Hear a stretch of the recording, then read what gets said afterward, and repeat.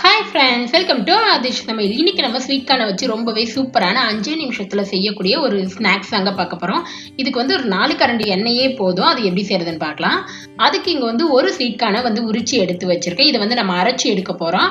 அதுக்கு ஒரு mixer jar எடுத்திருக்கேன். இதுல நம்ம உரிச்சு எடுத்து வச்சிருந்த ஸ்வீட் கார்ன் எல்லாத்தையுமே சேர்த்துக்கோங்க. இப்போ இது தண்ணி எதுவும் சேர்க்காத பல்ஸ் மோட்ல வச்சு நல்லா கொரகொரப்பா அரைச்சி எடுத்துடலாம். பாருங்க, இந்த மாதிரி அரைச்சி எடுத்துக்கோங்க. இப்போ இதை வேற ஒரு பவுல்ல மாத்திக்கலாம். இப்போ இதோட ஒரு மீடியம் சைஸ் வெங்காயத்தை பொடியா கட் பண்ணி சேர்த்துக்கோங்க. 2 பச்சை மிளகாய் பொடியா கட் பண்ணது, கொஞ்சம் கருவேப்பிலை சேர்த்துக்கோங்க. உங்ககிட்ட கொத்தமல்லி இருந்ததுன்னா கொத்தமல்லி தழை பொடியா கட் பண்ணி சேர்த்துக்கலாம். இதோட பைண்டிங்காக 2 டேபிள் ஸ்பூன் அளவு அரிசி மாவு, 2 டேபிள் ஸ்பூன் அளவு கடலை மாவு சேர்த்துக்கோங்க.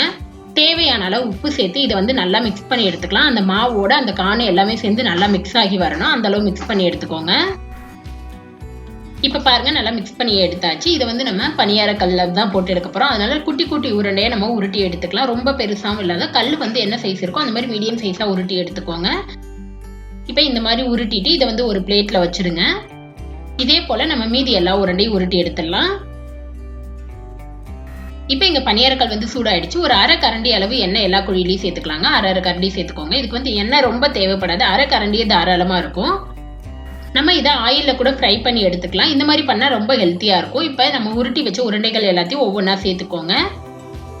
இதை எல்லாத்தையுமே சேர்த்து விட்டு அடுப்பை நல்லா மீடியம் ஃப்ளேம்ல வச்சிருங்க. நல்லா ஈவனா குக் ஆகி வரணும். நல்லா செவந்ததுக்கு அப்புறம் நம்ம பரட்டி விட்டுறலாம். இப்போ ஒரு சைடு நல்லா செவந்துடுச்சு. இதை ஒரு ஸ்பூன் வச்சு நல்லா பரட்டி விட்டுருங்க. இதே போல எல்லாத்தையும் பரட்டி விட்டுட்டு மறுபடியும் நம்ம அடுப்பை மீடியம் ஃப்ளேம்லேயே வச்சு நல்லா ஈவனா எல்லா சைடும் குக் ஆகணும். சைடுல எல்லாத்துலயுமே பரட்டி போட்டு நல்லா குக் பண்ணி எடுத்துக்கோங்க. இதை நம்ம ஈவினிங் டைமா கிட்ஸுக்கு கூட செஞ்சு கொடுக்கலாம். இதுல காணெல்லாம் இருக்கிறதுனால ரொம்ப ஹெல்த்தியா இருக்கும். இந்த மாதிரி செஞ்சு கொடுத்தா ரொம்ப விரும்பி சாப்பிடுவாங்க. இதுல ஆயிலும் அதிகம் கிடையாது. இப்ப பாருங்க, நல்லா குக் ஆயிடுச்சு. நல்லா எல்லா சைடும் ப்ரௌன் கலரா வந்துருச்சு. இதை இப்ப வேற ஒரு பிளேட்ல மாத்தி எடுத்துடலாம்.